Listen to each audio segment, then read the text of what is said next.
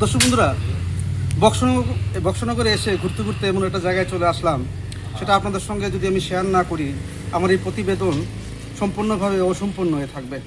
আপনারা দেখতে পাচ্ছেন আমার পেছনে বাবা লোকনাথের একটা মূর্তি রয়েছে এবং এই মূর্তির সামনে যারা আমরা দাঁড়িয়ে আছি, আমরা বিভিন্ন ধর্মাবলম্বীর লোক, আমরা ভারতবর্ষে বসবাস করি। কিন্তু বক্সনগরে এই জায়গাতে এসে আমার কাছে খুব ভালো লাগলো যে এখানে মুসলিমের যারা রয়েছেন দাদারা, ওনারা রয়েছেন এই মন্দিরের কাছে, পাশাপাশি যারা হিন্দু ভাইরা রয়েছেন ওনারাও রয়েছেন।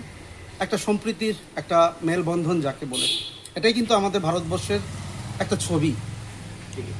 আজকের দিনে যারা আমরা ভারতে বাস করি, আমরা সবাই কিন্তু বিভিন্ন ধর্মের লোক আমরা রয়েছি, আমরা সবাই কিন্তু একে অপরের সঙ্গে মিলেমিশে কিন্তু আমরা থাকতে চাই।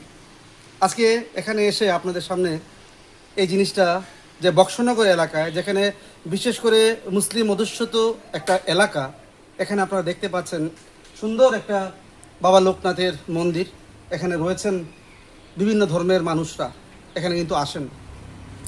আমি কথা বলবো একজন এখানে রয়েছেন যারা এই মন্দিরকে পরিচালনা করেন এবং মন্দির সম্বন্ধে কি বক্তব্য রয়েছে ওনাদের, সেটা আপনাদের সামনে আমি একবার তুলে ধরার চেষ্টা করছি। দাদা, আপনি একবার সামনে আসবেন।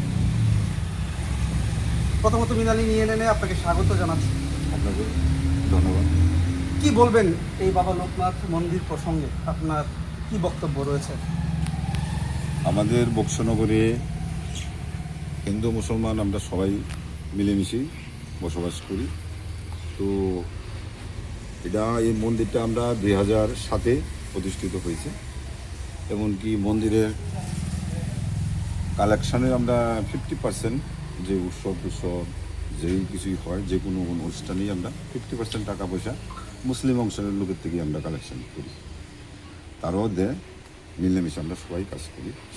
আর দেখেন পাশেই একটা মসজিদ, যে মসজিদের মোটামুটি একটা অংশ রাস্তার মধ্যে পড়ে গেছিল। তো আমরা এই মন্দিরের কমিটি থেকে সবাই মিলে আমরা চেষ্টা করলাম, যে ভাবলাম মসজিদটা ভাঙা পড়ে রাস্তার জন্য।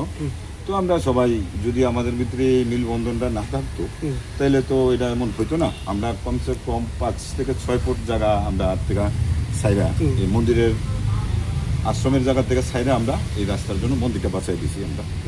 হ্যাঁ, যাতে এটাও আমাদের ধর্মীয় বিষয়, ধর্মীয় জিনিসই, তো এইটারও আমরা বাঁচাই রাখছি যাতে আমরা মিলেমিশে বক্সন করে চলতে পারি।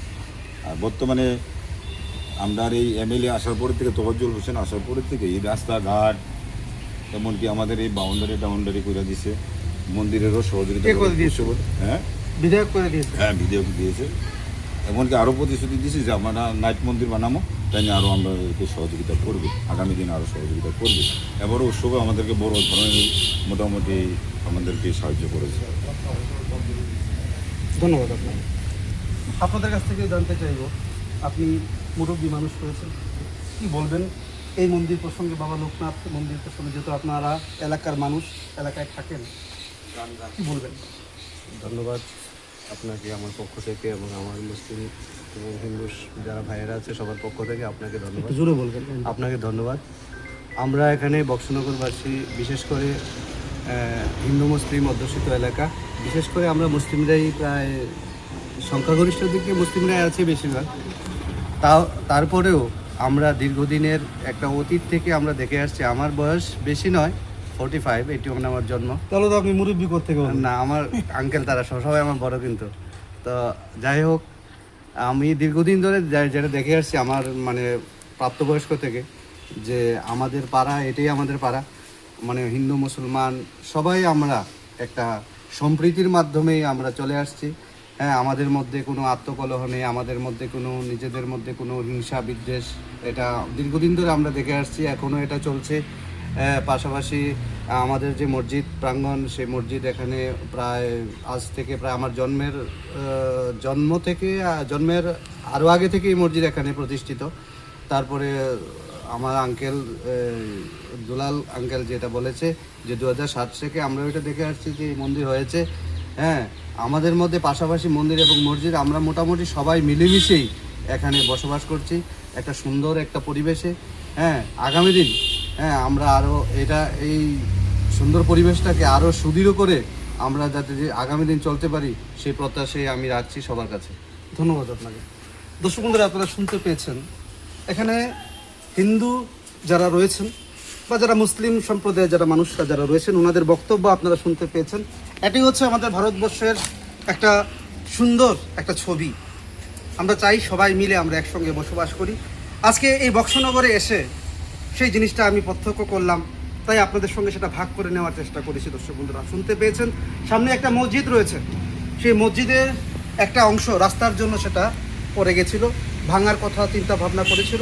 পরবর্তী সময়ে এই লোকনাথ আশ্রমে যারা কমিটি যারা রয়েছেন তারা ওনাদের জায়গা থেকে প্রায় 5 থেকে 6 ফুট জায়গা রাস্তার জন্য ছেড়ে দিয়েছেন, যাতে মসজিদে কোনো আচরণ না আসে। এটাই হচ্ছে সম্প্রীতি, এটাই হচ্ছে আমাদের ভারতবর্ষের একটা ছবি। সেই ছবিটাকে টিকিয়ে রেখেছে এই বক্সনগরের এই এলাকার যারা সাধারণ জনগণরা যারা রয়েছেন। পেছনে আপনারা দেখতে পেয়েছেন যে বাবা লোকনাথ বসে রয়েছেন। উনি শুধু হিন্দুদের বাবা লোকনাথ বললে ভুল হবে, উনি সবার বাবা। তো সেই হিসেবেই উনি কিন্তু এখানে বসে আছেন এবং সবার একজন দাদা বলেছেন যে এখানে যখন আমরা যখন আমরা চাঁদা যখন উঠাই, বিশেষ করে মুসলিম সম্প্রদায়ের মানুষরাই বিশেষ করে ওনারা বেশি করে চাঁদা দেন, যেহেতু এটা মুসলিম অধ্যুষিত এলাকা। তো সবাই মিলে এই বক্সনগর এলাকায় যারা হিন্দু এবং মুসলিম বিভিন্ন সম্প্রদায়ের মানুষরা যারা রয়েছেন ওনারা একে অপরের সঙ্গে মিলেমিশে থাকছেন। এটাই আমাদের ত্রিপুরা রাজ্যের ঐতিহ্য। ক্যামেরাম্যান বিশ্বজিতের সাথে আমি রাজীব, বক্সনগর লোকনাথ বাবার মন্দির।